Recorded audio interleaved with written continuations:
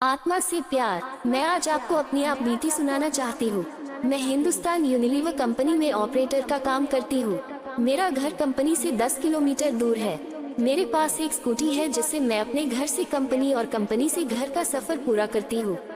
एक दिन ऑफिस से घर जा रही थी तो रास्ते में मुझे मेरे कॉलेज, जिसमें मैंने अपनी ग्रेजुएशन पूरी की थी, के बाहर एक लड़का दिखाई दिया जो मुझे देखकर मुस्कुरा रहा था। मैंने उसे अनदेखा किया और टहलते हुए मैं घर की ओर निकल पड़ी। दूसरे दिन फिर वो ही लड़का मुझे उसी जगह पर दिखाई दिया। वो भी मुस्कुरा रहा था और मैं भी मुस्कुराती हुई निकल पड़ी। मुझे उसकी प्यारी से मुस्कान से प्यार हो गया था, लेकिन कभी मैंने रुकने की कोशिश नहीं की। वो लड़का कई दिनों तक मुझे देखा और एक दिन वो मुझे वहाँ नहीं दिखाई दिया। मैं बेचैन हो गई, लेकिन मैं उसके बारे में कुछ नहीं जानती थी और ना कभी बात की थी, इसलिए उसका पता भी नहीं लगा सकती थी। मैंने कई दिनों तक उस लड़के को नहीं दिखने से बेचैन रही। कई बार तो मैं कंपनी से जल्दी निकलकर उसका इंतजार भी करती, पर वो मुझे नहीं दिखाई दिया। एक दिन की बात है, मेरे मोबाइल पर किसी अनजाने नंबर से फोन आया। मैंने फोन उठाया तो एक लड़का बोला। उसने मेरा नाम पूछा और वो मुझसे बात करने लगा और बताया कि मैं वही लड़का हूँ जिसे तुम रोज स्कूटी से गुजरते हुए देखा करती थी। मैं अचंभित रह गई कि इसके पास मेरा नंबर कैसे आया और ये मेरे से क्यों बात कर रहा है, लेकिन उसकी मीठी बातों में इतना खो गई कि ये सब बातें भूल गई। एक दिन उसने मुझे कॉलेज के बाहर मिलने के लिए बुलाया। मैं और मेरी फ्रेंड हम दोनों स्कूटी पर उससे मिलने को गए, क्योंकि कभी मैं लड़के से अकेले नहीं मिली थी तो घबरा रही थी।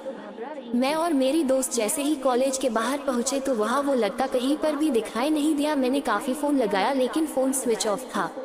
मैं घर लौट आई और घर में घुसते ही उसका फोन आया तो मैंने गुस्से से कहा कि हम वहाँ पर आपका इंतजार कर रहे थे, आप क्यों नहीं आए। तो उसने कहा कि तुम अपने दोस्त को क्यों साथ लेकर आई थी, मुझसे अकेले मैं मिलने आती, मुझे किसी के साथ मिलने में डर लगता है। मैंने कहा ठीक है। अगले दिन सुबह सुबह मैंने उसको फोन लगाया, लेकिन उसकी मम्मी ने फोन उठा लिया।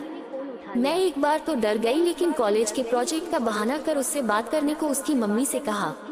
आंटी जी नमस्ते, मेरी रोहन से आप बात करा दीजिए।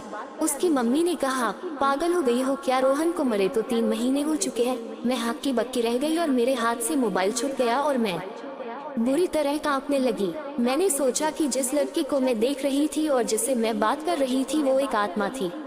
मुझे फिर भी विश्वास नहीं हुआ। मैंने अगले दिन फिर रोहन की मम्मी के फोन लगाकर सारी घटना सुनाई तो उन्होंने कहा, मेरी बात पर यकीन ना हो तो मेरे घर आकर देख लो। मैं रोहन के घर गई तो रोहन के फोटो पर माला लगी थी। उसकी माँ ये घटना सुनकर भावुक हो गई, लेकिन उस दिन से मैंने अपनी वो सिम निकाल कर फेंक दी और नए नंबर ले लिए और फिर कभी मुझको रोहन का फोन नहीं आया। लेकिन आज भी मैं अनजान नंबर से अक्सर सहम जाती हूँ, लेकिन जो भी था बहुत ही अच्छा था। मैं कभी भी सोच नहीं सकती थी कि रोहन की आत्मा मेरे से इस कदर मोहब्बत करने लगेगी और मेरे को भी उससे प्यार हो जाएगा। हमको इस कहानी से यह सबक मिलता है कि प्यार तो आखिर प्यार होता है, चाहे वह आत्मा से हो या किसी इंसान।